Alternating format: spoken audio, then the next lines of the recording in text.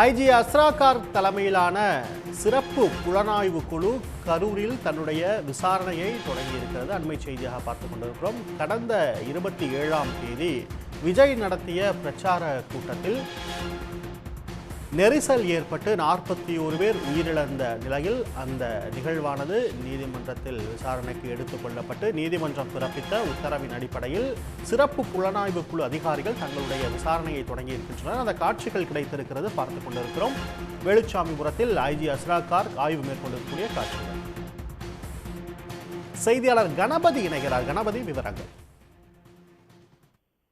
கடந்த 27ஆம் தேதி வேலுச்சாமிபுரத்தில் தாவேகா தலைவர் விஜயின் பரப்புரை கூட்டம் நடைபெற்றது.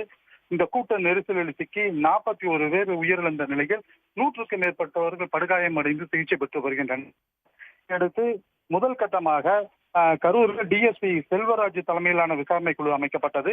அதைத் தொடர்ந்து ஏடிஎஸ்பி பிரமானந்த் தலைமையில் விசாரணை குழு அமைத்து நேற்று வரை அவர்தான் விசாரணை நடத்தி கொண்டிருந்தார்.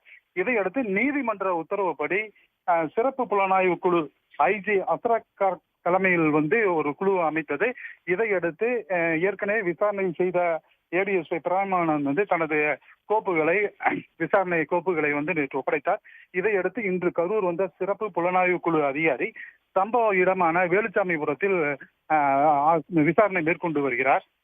அவருடன் 3 எஸ்பிக்கள், டிஎஸ்பி மற்றும் ஒரு 16 பேர் கொண்ட குழுவினர் அவருடன் வந்துள்ளனர்.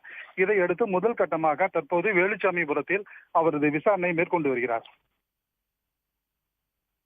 கணபதி, இப்ப அந்த சம்பவம் நடந்த இடம் மட்டும் இல்லாம வேற எந்தெந்த இடங்களுக்கெல்லாம் ஐஜி ஆய்வு மேற்கொள்வார்? அவருடைய விசாரணை அலுவலகம் அப்படிங்கிறது இந்த கரூர்ல அமைக்கப்படுகிறதா? எப்படி செயல்பாடுகள் இருக்கும்? கண்டிப்பாக தற்போதுதான் கரூர் இன்று காலை சென்னையிலிருந்து புறப்பட்டு வந்தவர் முதல் கட்டமாக இன்று வேலுச்சாமிபுரத்தில் சம்பவம் நடந்த இடத்தில் அந்த குழுவானது விசாரணை மேற்கொண்டு வருகிறது. இதைத் தொடர்ந்து அவர் பல மற்ற இடங்களில் விசாரணை மேற்கொள்வதாக ஒரு தகவல் இருக்கிறது. இரண்டாவது, உயிரிழந்தவர்களின் குடும்பத்தை அவர்களுக்கு ஏதாவது சம்மன் அனுப்பி ஒரு இடத்தில் வரவழைத்து அவர்களிடம் விசாரணை நடத்தலாம் எனவும் ஒரு தரப்பு கூறப்படுகிறது. இதைத் தொடர்ந்து மற்றும் இங்க ஏற்கனவே விசாரணை செய்த அதிகாரிகளிடமும் கூடுதலாக இவர் விசாரணை மேற்கொள்வார் என கூறப்படுகிறது. எந்தெந்த கோணங்கள் எல்லாம் இந்த விசாரணைங்கிறது நடக்கும்? அதாவது இந்த கூட்டத்திற்கு முதல் கட்டமாக இந்த இடம் தேர்வு செய்யப்பட்டது எப்படி, விஜய்க்கு எந்த அளவான கூட்டம் வரும் என்பது உங்களுக்கு முதல் கட்டமாக தெரிந்திருக்க வேண்டும்.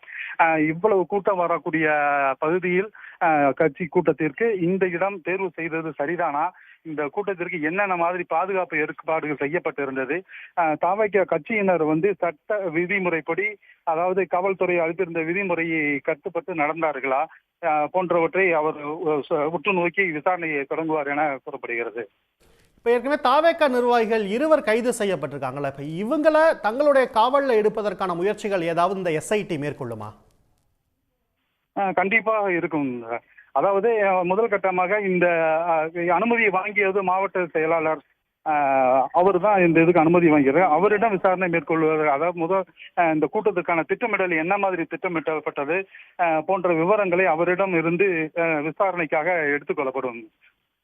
இப்போ ஏற்கனவே இது தொடர்பாக மாவட்ட ஆட்சியர் அப்புறம் அங்கே இருக்கக்கூடிய அதிகாரிகள் எல்லாருமே விசாரணை அப்படிங்கிறது செஞ்சுருக்காங்க. அவங்க ஒரு விளக்கமும் கொடுத்துருக்காங்க. இப்போ எஸ்ஐடியும் களத்தில் இறங்கி பல்வேறு ஆய்வுகளை விசாரணை மேற்கொண்டு வருகிறது. பல்வேறு கோணங்களில் அவங்க விசாரிக்க இருப்பதாக சொல்லியிருக்கீங்க. உங்களுடைய தற்போதைய விவரங்களுக்கு நன்றி கணபதி. உடனுக்குடன் செய்திகளை தெரிந்து கொள்ள சன் நியூஸ் பெல் ஐகானை கிளிக் பண்ணுங்க.